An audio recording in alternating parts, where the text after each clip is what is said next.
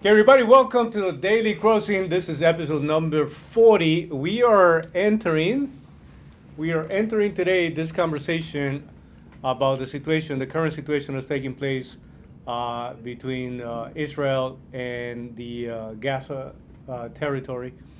Um, and we're gonna give it perspective. I want to get your take to see how you see the whole situation, what's going on. Some of the things that will be probably significant to highlight, based on what's taking place. So, guys, I will assume you've been welcome. Great to see you. Yes, good to see you. I assume this is one of those things where you haven't been able to avoid hearing about it, reading about it, Yep. watching the news, or any other conversation connected to this process. So, Very true. where were you when this whole thing started? At what point you realized, wow, this is really it's not looking well? I was in the gym.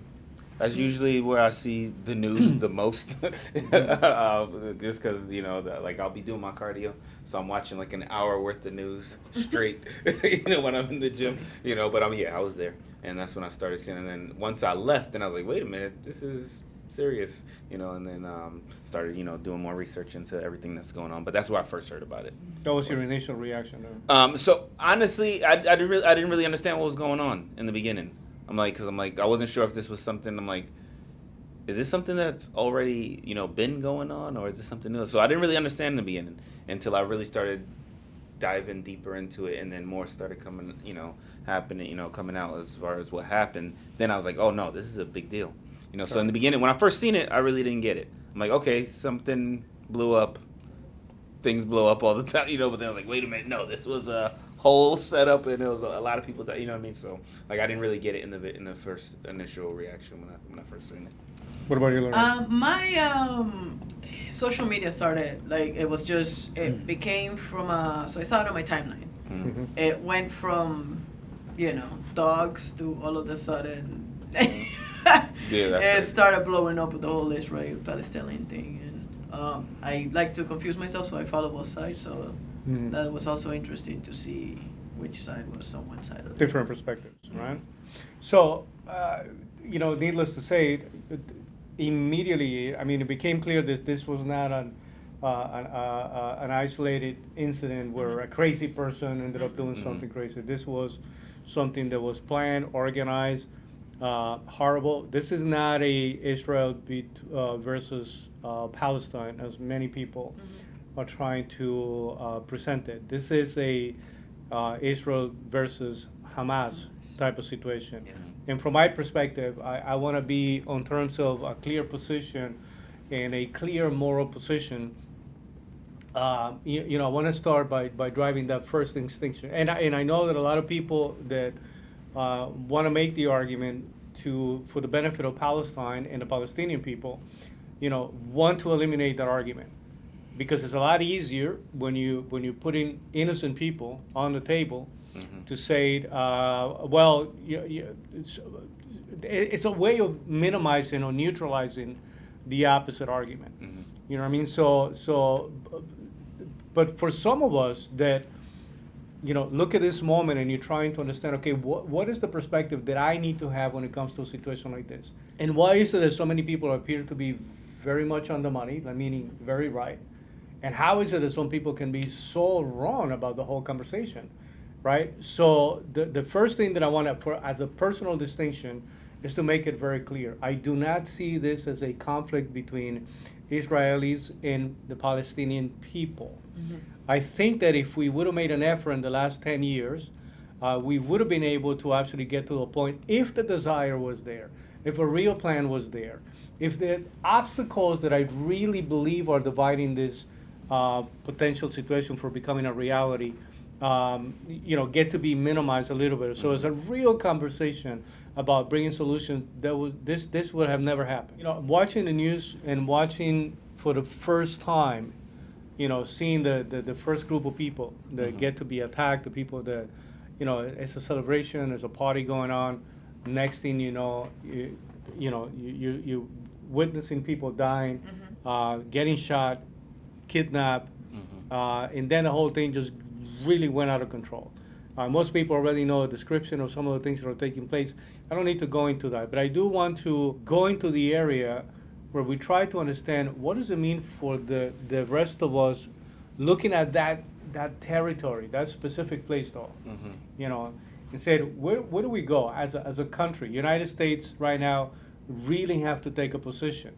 What are we fighting for?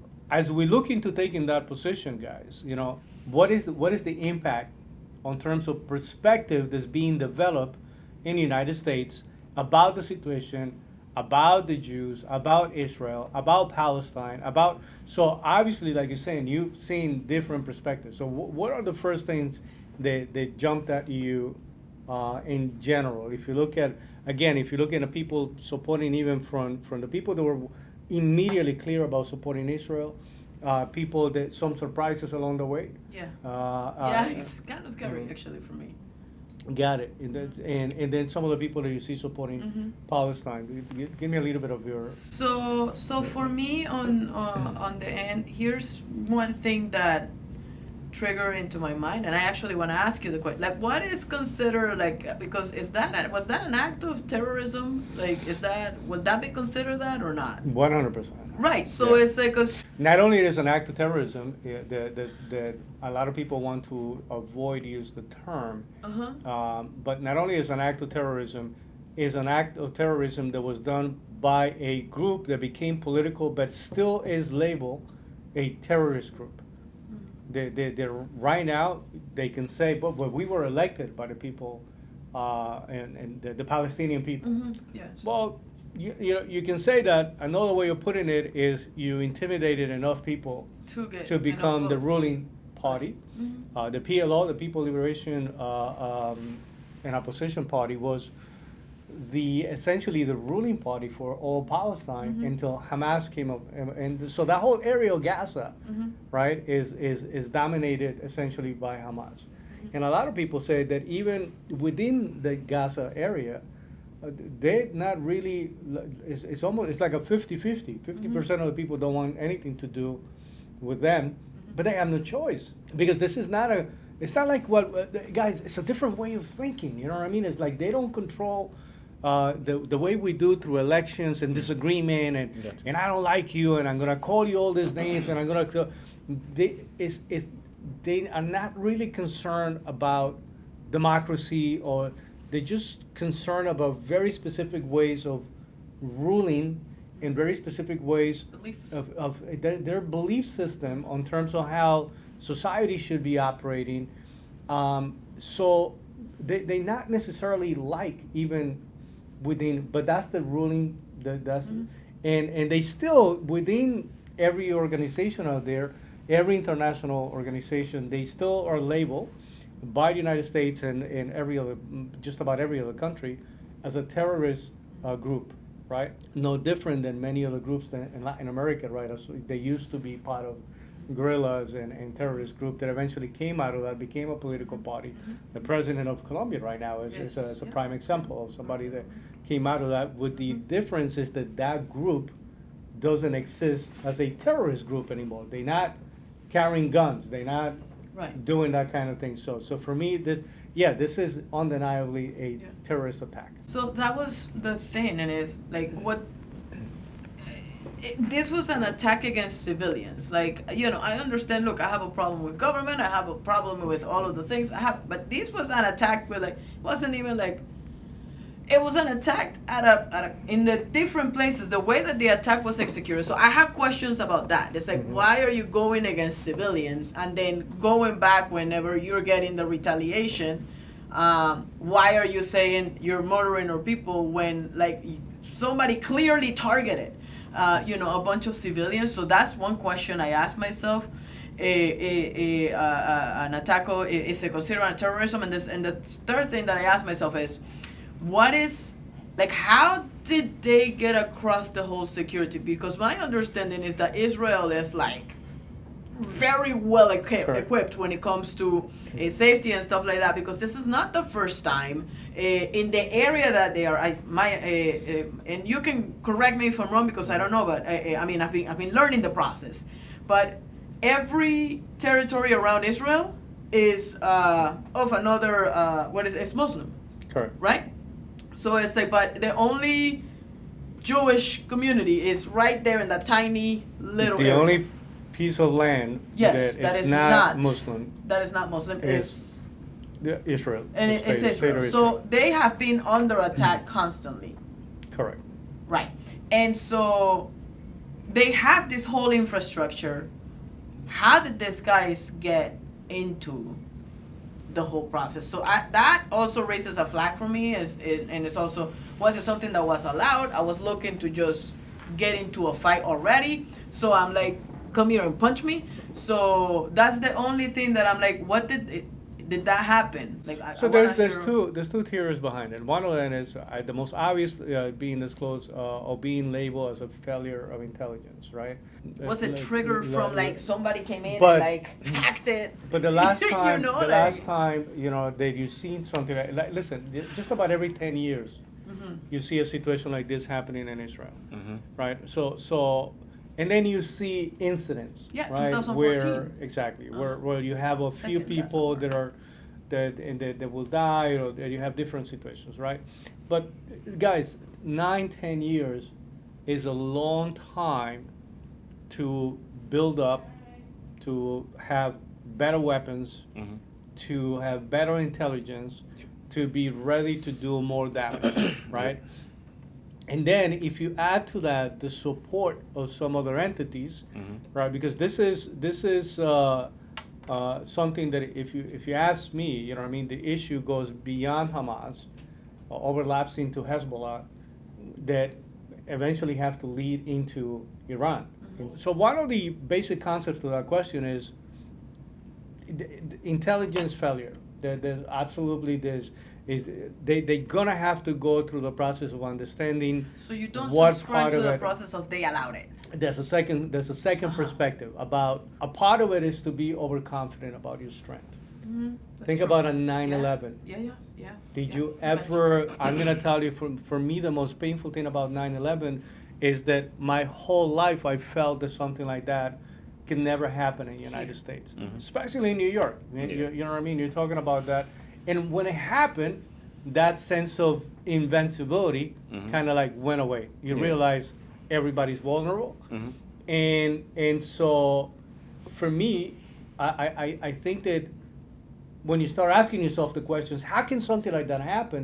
You said, and one end is overconfidence. You know what I mean? Sometimes you feel that something like the second thing is, yeah, there's always the possibility, right? That there is a game that's being played out there that most of us don't get to see, don't even get to understand. Mhm. You can connect it to certain things. You can see how a specific situation can move the needle politically, financially. You can start connecting certain dots and said, like, it's the whole question of who will benefit if something goes right, who will benefit if something goes wrong, right? It's kind of like operating along those same principles. So there is a possibility.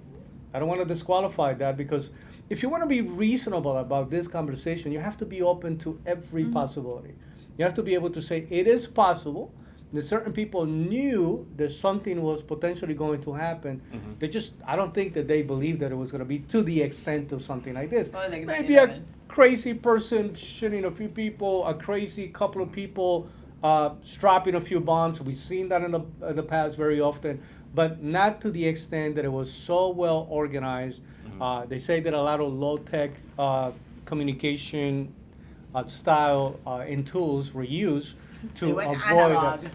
That's to the crazy. idea, some of the stuff that was introduced. You know what I mean? So The that's last question when it comes to that is, I'm like, shit, this is yet another event that is happening, and it's always in the back of my head. I'm like, this actually, we had the Abraham Accord with when Trump was in the Abraham, president, yeah. right? Mhm. So all of a sudden, it's like $6 billion get released. It's not like it was given, but it was released, right? It was sanctioned, and they're like, no money for you because you are, right?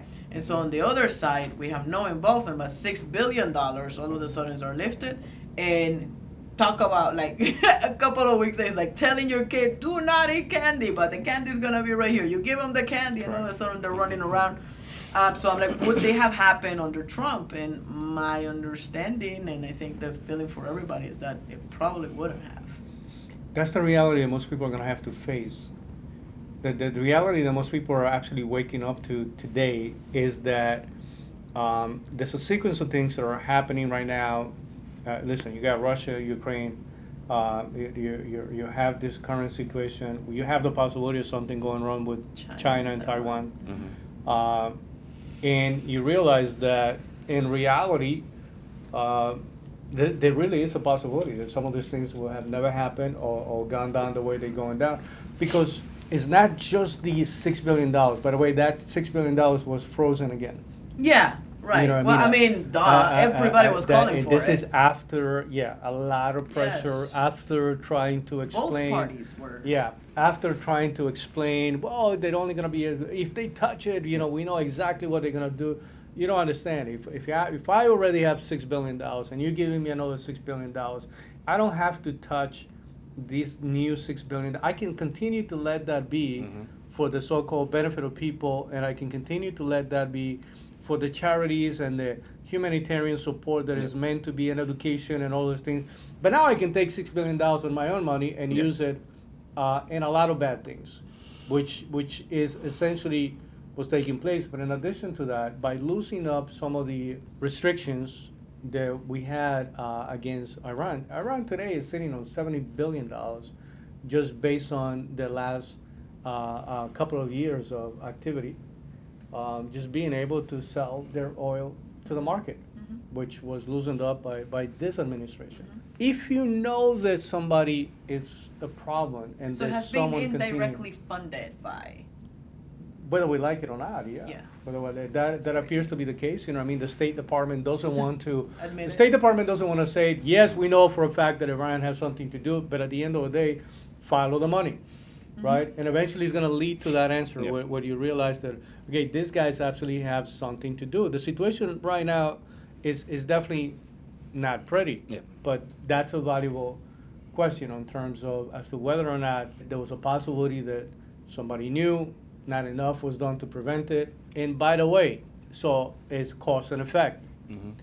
If I do something to you, Then it's expected. knowing not only that you're going to react, Mm-hmm. knowing that you are going to, according to the rest of the planet, overreact. Mm-hmm. They talk about the excessive use of force. Yeah. Well, how do you respond to this? Right. What is excessive? Yeah. And guys, I don't want to put that much of my own perspective. I want to get a little bit of, again, what were you thinking? Because we all come from different backgrounds. Yeah. And that's, the reason why when I'm inviting people to watch our conversations is precisely because we do come from such different backgrounds. Yeah. You have your own way of seeing things. You have your own way. You're going to support certain things. Some things are not going to make sense to you. And I'm okay with that. You know what I mean? I wanted to have an open conversation from that perspective. You know what I mean? I didn't want it to give that many bullet points about what to talk about say whatever, either your questions or comments. It's something that I welcome as well, because that's what people are thinking right now. Right? How do I, what is, this morning somebody, before I was coming to the office, guys, I get a call from somebody saying, to be quite honest with you, I'm confused. I don't even know what my position should be right now. And I'm like, okay, so let's break it down. And we went through that process. Yeah. What do you think is your perspective So of this? for one in me, general? I think this is a lose-lose for everybody. Of course. There's no, even when it looks like somebody's winning, there's no real winner in this, So to me, it's funny you was asking, is it a terrorist attack? Like any situation where someone gets bombed, in my opinion, is a terrorist attack in some way, shape, or form. Now, at the end of the day, certain people may not label certain things. If I have the right to do it, but there's never a situation. Like, I think you cannot have a war in any circumstance without collateral damage. There's going to be people who have nothing to do with your fight who's going to get hurt in the process, And I think everybody always believes their position is correct, regardless of even whether I agree with it or not. Everybody thinks, no, I'm right for doing what I'm trying to do, no matter how crazy it sounds. So to me, it's no matter how you look at it, regardless of who started it, regardless of it's going to be bad for everybody. Now what I do pay attention to is which players are a part of this, not necessarily out in the open. So, for example, the same way how we may side with one of the groups, anybody who doesn't like us has a benefit of siding with that other, even if they don't believe in anything from the other group. Now it benefits me to support that group because it's like that's like the enemy of my enemy is my friend type of situation. So then I'm always thinking about that. I'm like, okay, so then even if it wasn't a situation where Israel let them do it, well, what support are they getting from who? Do you get what I'm saying? And it may be someone who has nothing to do with Palestine, but just doesn't really like the people who, knowing that we may support Israel. So, well, I'm going to support this other team. You get what I'm saying? So I'm thinking about that as well. And then there's always going to be someone who's thinking about their pockets as well. To where, okay, I really don't care about neither of these two. But if I know you need weapons, I'm going to sell it to you. And that's going to make me money at the end of the day. So it's a messed up situation. Like I said, it's a lose-lose. I don't see any good that's going to come from the whole situation, but I don't know. Maybe I'm thinking about it from the wrong perspective. But to me, it's never good. It's never good. And I also don't see it stopping either. Correct. I don't see this being a situation that's going to stop in 10 years. The fact that they've been going back and forth for I don't know how long now, I think it's going to continue. And it's just a matter of how bad is it going to be, and can they minimize the amount of technically pre-crisis. Yeah, I know. It's This whole process. What's the movie? I forgot the name of it. Something for Heaven. What is it? Man, you know the movie Orlando Bloom. What's the name of the movie? Oh, the Kingdom of Heaven. Yes. We did a little video. Yeah. So absolutely. So I movie. think this is something that's going to continue going on. But it's a matter of okay. Here's the problem now, though. As we get more sophisticated in our ability to cause destruction, now the regular average person who would have just had a car bomb, that person now has a hydrogen bomb. You get what I'm saying? So it's like the same way how cell phones are getting cheaper, weapons are getting cheaper. So then now it could be some regular crazy person who might have just had a gun 20 years ago. Now that person has a plane that can kill 1,000 people. You get what I'm saying? So it's like the stakes are higher, so I think that's the biggest thing. It's not about it going away altogether, but how can we minimize it as much as possible? But like I said, it's bad no matter how you look at it.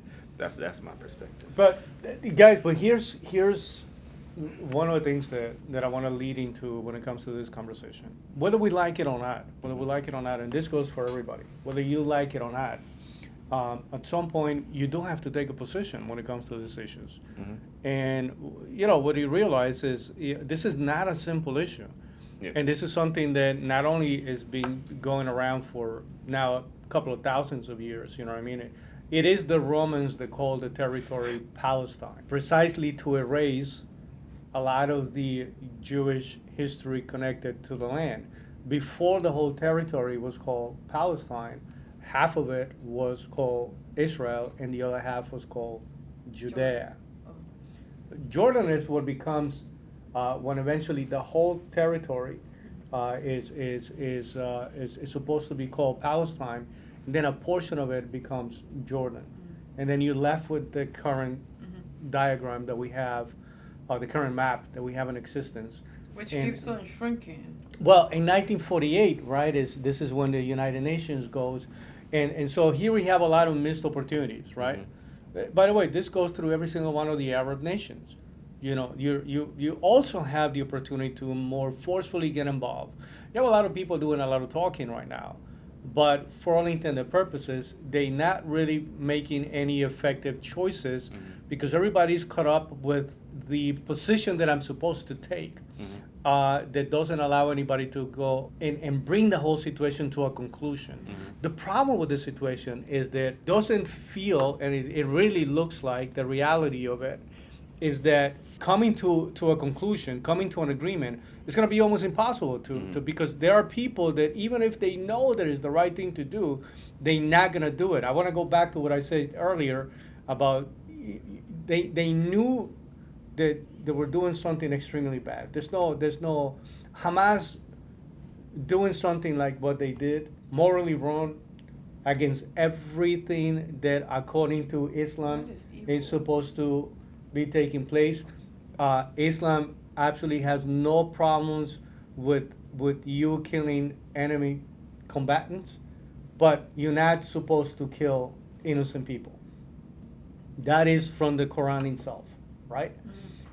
So this is the action itself is anti-Islamic. You cannot support it or try to base it even on a religious principle. So Hamas himself, so what was the target? When they knew that by doing something like that, they can claim a victory. They can claim, and even celebrate, and just like many people are saying, this is Israel's 9/11, you can claim all of that. But at the end of the day, you know that the response from Israel is going to be very forceful. And I think that, to be quite honest with you, I think that they overplayed their hand this time around.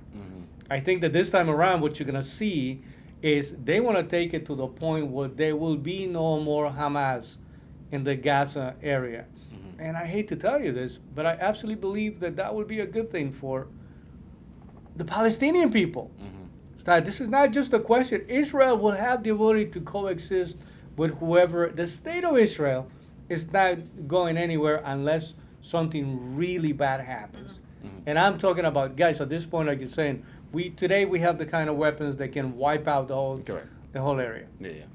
You can just drop a nuclear bomb and everything there is gone. Yeah. But that means that everything that keeps all the holy sites, that's what we refer to the area as the Holy Land, right? So all of the things that are driving people crazy today still happen to be there. There's a religious component to this process. They knew the reaction was going to be at this level. They knew the reaction, and this is just the beginning. They just finally started just to allow enough people to get out. The problem is, how do you move 1 million people out of that territory so that, again, innocent people, Israel will go out of their way to make sure that there is no innocent casualties. Right, that's what they're saying. They're like, hey, but then Hamas is saying to not leave. Correct. So right? So yeah, it's like, go. but because now they want that They're narrative. Like, hey, we're gonna take this place down. And so here's the problem, guys. You know, what I mean, like you're saying, you're going to be listening from opposite perspectives, right? And today there are people that are very clearly pro-Israel. I'm absolutely surprised about the amount of even, famous Hollywood people. Hollywood is coming out for Israel. I was a little surprised about that, to be quite honest with you. Well, no, I am surprised because in the past, many of them had been very critical, very pro. Again, Palestine is the victim. And guys, let me make this very clear. The Palestinian people, the Palestinian people, the innocent people, they have no choice. The ones that are going to die here because this group of terrorists, still happen to be in power, telling them not to go anywhere because they want that. They want that image of innocent people dying so they can sell it. The problem is that that's not a good sell anymore. People already caught up to the whole, not everybody, apparently. Obviously, yeah. Because here's my second question to you guys, right? It's not just about what is your perspective. Look around. Look at the major cities throughout the world, right? You can go to anywhere from Cairo to New York to UK to the overwhelming amount of people protesting is pro-Palestine against Israel. And again, I think that's the wrong argument. This is not a against Palestine type of. I'm all for a Palestinian state.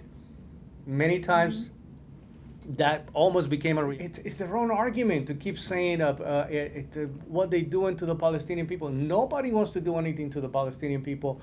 Everybody truly understands that there are innocent people that are being victimized. But this is not the moment to try to create some kind of equality or equivalency between one situation and the other.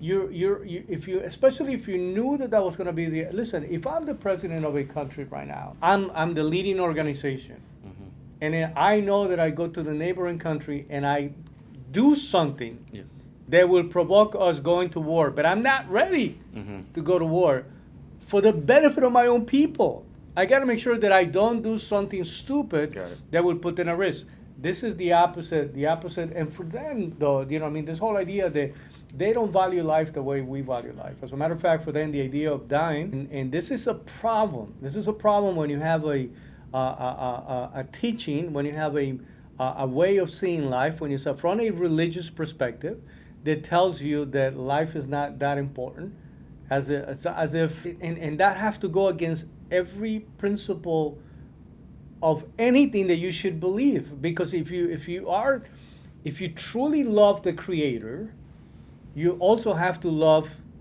the creatures that were created by that Creator. And you got to consider life as a blessing. You can't just say we don't care about life. We don't care about, but when you go from sharing a perspective to indoctrinating, it's so terrible. So what's going to happen in the next, who knows, few days, few weeks? I don't know how long it's going to take for this to settle. It's not going to be pretty. It's going to be very ugly to watch. But you look inside the United States, all the people protesting. But it's kind of funny to see how this group of students from Harvard, the student groups and all these associations came out to against Israel. And the moment a number of CEOs come back and say, you know what, but we want to know the names of the people who actually took the statement to make sure we don't hire you. Immediately they switched their position. Well, maybe we overreacted about the whole situation. So, but Harvard University, going back to, I think I have some numbers in 2001, just federal funding, they took over $625 million. I want to remind you that these institutions don't pay any taxes, right? And they take a lot of funding. And what are we teaching in this? And they have entities? What is that? Oh man, the money that they already have, because they have endowments. Correct. Already. Grants, a lot of money. Money that's allocated for research. They do not have to charge anybody for tuition for God knows how long. Guys, 50 plus more money is being thrown in. As of 2021, the number that was recorded for Ivy League schools on federal funding and federal monies is $53.2 billion. These are the people that are supposed to be teaching the brightest minds how to think, right? Or not what to think. It's like it's supposed to be about debate. It's supposed to be about all of these things, right? We're supposed to have people going back and forth. So tell me, how do I know that I'm right? Asking questions, doing stuff. Not necessary. By the way, flip-flopping on a position that it was obviously not convenient. They just came out of the closet too soon. It's just annoying. And one more confirmation that college and the way that the school system is right now, it's a significant problem. Definitely, it's anti-American, it's anti-capitalism, is obviously anti-Israel. And I think one of the, I don't know the right way to say it. I think one of the problems is that I feel like there was a time where you knew that most people believed in a certain thing. Correct. I don't think that's the case anymore. I don't know why. I don't know when it happened, but so for example, you would assume most people believe in God, right? Correct. Not necessarily anymore, right? Correct. Or you would assume that most people believe in let's just say Christian ideas. Not anymore. I don't know what the average person believes in anymore. And I think they're trying to push a narrative to question everything. And then sometimes that becomes a problem. Not everything needs to be questioned. Not everything needs to have a opposite side to it. You get what I'm saying? You know what's actually scary, though, is that 20, 30 years from now, that's the group of people that are going to be your congressmen, your senators, your potential next president. Making laws. Making laws. Awesome. And so this is the people that they actually think that being pro-socialist, being pro... again, I don't have an issue with anybody being pro-Palestine. I want to be very clear about that. But I do have an issue with people who don't know the difference between the Palestinian people and Hamas. I get it, You know what I mean? Because again, from the moment that the State of Israel is created, right? The history all throughout, from that moment of creation until today, we know very clearly that they know that that's something that wasn't accepted then and is still not accepted today. This is not going to be, unfortunately, it hasn't been the last dance, and it's not going to be the last dance. It's going to be many more scenarios like this. Again, unless something really bad Yeah. or something very good happen. What would be if something very good happening? For people to say, let's remove every single one of the components that makes it impossible. What are those components? Well, again, how about we don't allow terrorist organizations to be the ones running a country? How about we don't allow the extreme side of Islam to be the one who's actually dictating what are the set of principles and values that should be introduced, so that when you come to the table, there really is no room to negotiate, when what you're saying is that what you want is the destruction and to make sure that Israel doesn't exist, right? And from even a religious perspective, I just want to make sure that you know that this is not a blind support for just the Jewish community. I'm a Christian. If I had a choice, I would like for the whole area to be Christianized. If I had a choice, if you ask me, what is the answer to the whole situation? Jesus. Well, yeah, 100%. I think this is time to Christianize the whole territory. That's my personal. You know what I mean? Like when somebody's saying, "Oh man, you awful," is it because of the Jewish? No, listen. What happened there? It's not something new. Nobody should be surprised about this type of action. Correct. The fact of the matter is that at this point you will have to live under a rock Yeah. to not know that these things keep happening, and they will continue to happen unless somebody seriously take the step to make some significant changes. So here's the thing that I want to highlight. I don't know when it happened, but I think that there's a dangerous disregard for authority, right? And people don't like authority under any circumstance, and I think that's a problem. Like I think there's a reason why a school has a principal. There's a reason why we have like don't get me wrong. There are such things as corrupt government. Yes, there are such things as tyrannical dictators. I get this, but that doesn't equal because I had a bad king or I had we should do away with all leadership altogether. I think people go, because they had a bad experience with this, they go to the extreme opposite of there should be zero authority. And then I think once people start taking a position that all forms of authority is bad or all forms of rules are bad, it's going to lead to a very problematic situation. And I think a lot of the kids of today, so like the kids from these colleges, this is the position that they're taking, is that we don't want to see any cops, we don't want to see any government, they don't want to have any rules about anything, they don't want anybody telling them what to do ever. I should be allowed to look the way I want, sound the way I want, and I think that you've gone too far. It's going to lead to a big problem that I don't even think they realize what problem it's going to lead to. But I'm seeing this happen more and more, where they don't want to see any type of authority, and I don't agree with that. Listen, you have over 1,300 people from the state of Israel that already died. Mm-hmm. You have close to 3,000 people already from the Palestinian side that already died. You have already 24 Americans that already died. Actually, 27 by now, close to 28. 14 that we don't know anything about. That in the next probably 24, 48 hours, we're going to get an idea. This is something that is going to be directly affecting everybody. Yeah. And so you have right now, again, politicians and even people that don't take a clear position about what have to be supported is what, instead of literally help this problem just become bigger than what it is right now. My biggest concern right now, guys, is that we're going to go through the same exercise, the same scenario. That immediately Israel, the state of Israel, is going to be requested to stop pursuing the idea of removing Hamas from the area.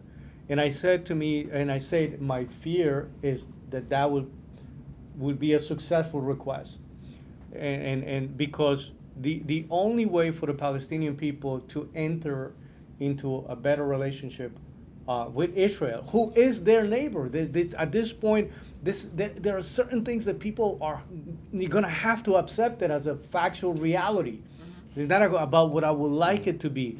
Is there have to be a different group of people, and all the other Arab nations, they have the power to influence, and should have the power to influence what's actually going on in the area, politically and financially. Like there's a lot more that can be done and should be done if the intent is to support the Palestinian people. The same way that we can very easily complain about how in many ways Israel managed to create certain conditions that make it very difficult for the Palestinian people to get ahead. You can make that argument, and you might be entering into a very valid argument. There are certain things that are not disputable when it comes to, but I also know that Israel has gone out of their way to make sure that there's always less casualties. 20% of the population in Israel is Palestinian. You know how many Jews you have in Gaza? Zero. Right? So that's already, it's like a big gamble. It's like, it's talking about the ultimate definition of sleeping with the enemy. You don't know at what point that can actually become a problem. Even as political influence, you know what I mean? If you're trying to protect your own environment. So for me, it's very difficult to just assume the full, give or impose the responsibility over Israel, because that's what everybody's trying to do. We want to impose the responsibility on the hands of the state of Israel to make the best possible choices. What about all the other Arab nations? What about all the other Islamic nations that happen to be around? You can be doing a lot more as a political player, as a financial supporter and I'm not talking about supporting go get more weapons and better tank. That, by the way, that time will come. You'll see how at some point, even though there has been an effective blockade of weapons going into that Gaza area, as you can see, in 10 years, you can put a lot of equipment that was used and still being used still today. You have a lot of rockets that are being flown into Israel. So a lot more can be done by all the other neighbors, but the international community, the United States is gonna have to step in. UK is gonna have to step in. You're gonna have to do a lot of this. Other European countries that in many ways have a lot to do with the formation of Israel have to step in. And the United Nations itself, that today is not even Israel friendly, as we can agree on that, also at some point is going to have to make a choice to say what would be the best, because that is the ultimate question. What have to happen? What really have to happen for this to work out a little better, to come to a conclusion, to be able to come to the table, to negotiate, and to come out with a meaningful resolution? Because as of this moment, the way we have it, the way it is not going to happen. And again, either we get to the point where we can create those conditions so that we have better solutions or a better answer, or something really, really, really bad is going to have to happen for everybody to say, we're going to have to do it differently. Any final takes on this, guys? There's two things that are going through my mind, and is the gratitude that I have for this country, and honestly the Second Amendment. We have guns here, and we are allowed to carry guns here. So if a bunch of people decide to come in, some places. Well, I mean, yeah, I get what you're saying, right, but that's even more reason to fight for. Correct, I agree. You know what I mean? And then I'm grateful that I'm in Florida. Yes. Does that make sense? Because it's like it gets complicated. That happens here. Yeah. Like some dude walking in shooting my dog, I'ma shoot that guy back. Makes sense? My kids and all that stuff. So that's the first thing that comes to my mind. The second thing is the whole situation with the border and what's happening right now. The border is wide open, and I'm not talking about, just like what you're saying about Palestine, I'm not talking about the people that are coming in to get a better life for their family. Sure. But along with those guys, there are a couple of people probably that are part of that organization, because they're saying it's a freaking open party. I don't even have to parasail anywhere. I can just walk right in. And it could be a sleeper cell for us to be vulnerable and actually have something like this happen. Those are the things that actually even concern me. And again, it's not related to the Palestinian people. It's related to what you're saying, which is Hamas and whatever is happening over there and their beliefs and mindset. Yeah. So that's the two things that I have in mind. For me, my biggest takeaway is this.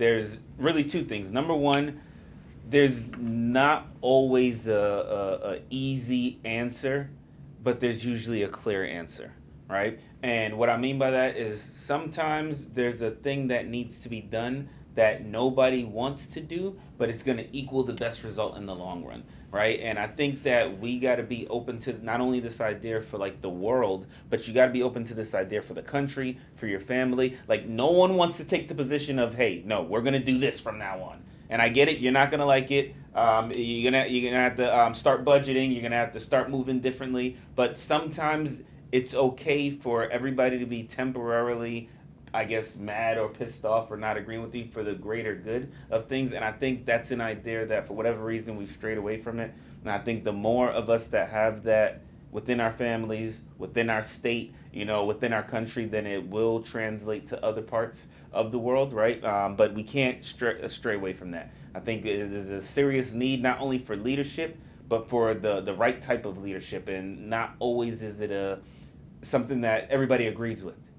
Sometimes we need the leader who's going to say, no, this is what we're doing, and I don't care. Bring back the mean tweets. Yeah. But like I said, I think that's necessary, because if not, we could put ourselves in a worse position, So to me, like I said, sometimes we can't be thinking about what's going on in Israel, and you got to fix what's going on in your house, right? But at the same time, the same rules apply, So that's my biggest takeaway on the situation, and I hope everybody at the very least is knowledgeable about what's going on. Do not just repeat what you heard on TikTok. You have no clue between the differences between Palestine and Hamas, but then somehow you're on the street rallying and supporting a cause that you don't understand. So to me, we just got to be, like I said, more knowledgeable of the situation as well. Yeah. Unfortunately, this is going to be a conversation that's going to be going on for a while. Mm-hmm. This is like I said, we're just entering this conversation. But unfortunately, and I really say unfortunately, because I don't see this current situation as something that's going to have easy solutions, and I don't see it as something that's going to be done quickly. I think it's going to take some time to be able to get somewhere or to a certain point. Second thing, we have even a bigger problem where we are unable to even choose the Speaker of the House. Right now, Jim Jordan has been selected internally, but it still have to go to internal vote, so that there is a specific, official selection. It's got to happen, because even some of the weapons and monies that are going to be needed to be able to get a handle of what's going on in this situation is going to require the participation of the Speaker of the House. So I do hope that internally we get it together. Because there really is a moral vacuum out there in terms of who's leading. Yeah. And that's the biggest issue. So, I appreciate what you're saying right now in terms of leadership is going to be needed, because that is one of the biggest problems. That at this very moment, it appears that we have a lot of people that are not willing to do what is needed to lead. Because, guys, there are times where you can say, oh, that's a bad incident, that's a bad situation. But there are times when you have to call evil, right? And what happened there, when you start adding all the pieces and you realize that people knew exactly what's going to come out of it, you can say intentionally done, extremely evil. This is not the traditional fight between an army fighting another army. I'm 100% okay when you said, what do you mean though? The soldiers that were, listen, you have soldiers right now fighting between Ukraine and Russia, right? And there's a lot of casualties. And I do value life. So every single time somebody's dying from each side, you said, man, it's so unfortunate. But it is soldiers that actually are fighting soldiers. They is uniform against uniform. These are unfortunate situations where people are the people that created this situation are now hiding inside mosques, hiding inside hospitals, inside in schools. You know what I mean? So that to me, you're the cowards that are actually inside this kind of situations are truly the problem. And if we don't, I don't see any answer that can potentially come out of it, any solutions. unless we start to seriously remove the groups of people that all they want is chaos and destruction. Yeah. And we have to address, the historical component, but you have to address these groups they've been connected to terrorism, and that's their way of doing business, and that have to stop. We cannot pretend the people that have been acting like that the whole life, one day they're gonna turn around, they're gonna say, we absolutely normalize and we're gonna do things the way are supposed to be done. That apparently that will never be the case. That hasn't been the case. We see enough time already went by to come to the conclusion of saying this is not the group of people to be negotiating with. And finally, the religious component. If Islam is really a religion of peace, this is the moment where everybody have to step in to really also listen. I'm all for you really highlighting the fact that a lot of innocent Palestinian people are going to die, women, children, extremely unfortunate. But I blame Hamas, not Israel, for this. I blame Hamas for creating the conditions and that's what I'm asking every single one of my Muslim friends, to be able to have the moral authority, to have the moral courage to actually come out and say, yes, we also blame this group of people that truly don't want peace. If you happen to be somebody, you happen to be a Muslim that is looking for peace in the area. Other than that, guys, unfortunately, I think that the next conversation that we're gonna have is gonna be already reporting the amount of casualties and how the whole thing is developing. And I don't see it as something that's gonna look nice. It's gonna be nice, but I hope that some of us can actually step in. I hope that some countries would really take a step forward. I hope that many of the people that played at a high level when it comes to religious areas, that they have the capability to have an influence on and giving perspective.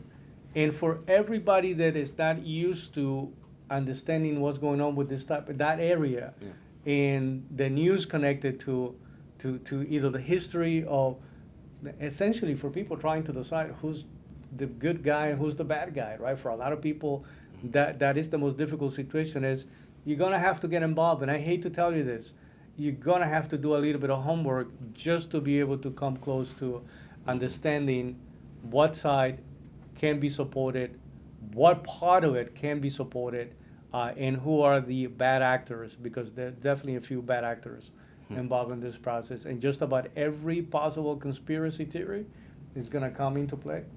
And some of it, I hate to tell you this, is going to be half truth, half whatever the case may be, but it's going to be truthful enough to become a problem now and become a problem later, because those things don't go away. With that being said, we just wanted to introduce a little bit of our perspective connected to what's going on with the whole situation. At the same time, my position is very clear. I definitely support the state of Israel, and I support the Palestinian people. I do not support any group that is a terrorist group. I won't do that. I've never done it in my life. I'm not going to do it right now, and I think it's a misguided idea to absolutely, and it's completely wrong to put a group of terrorists at the same level of innocent people that have all they want at this point is peace and prosperity and what would be best for their life.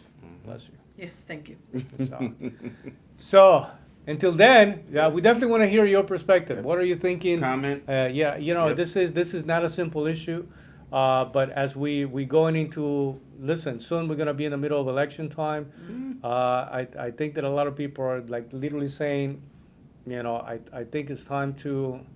I think that the word, I don't know if this is real or it was AI generated, but I think that Kim Jong-un was literally and essentially endorsing Donald Trump, saying a lot of these things that are going on right now did not happen under Donald Trump. So Putin is saying that he was badly treated. Even with the bad guys that he was going against are kind of like respecting the guy. That's a little bit of an issue. But let's see how this does. All of that and everything that's playing out right now is going to, make no mistake about it, it's going to have an impact on election time. So I hope you become a lot more informed about what's taking place. And hopefully some of this was helpful to you. Again, comment, like, and pass it around, right? go. Thank you, everybody. Peace.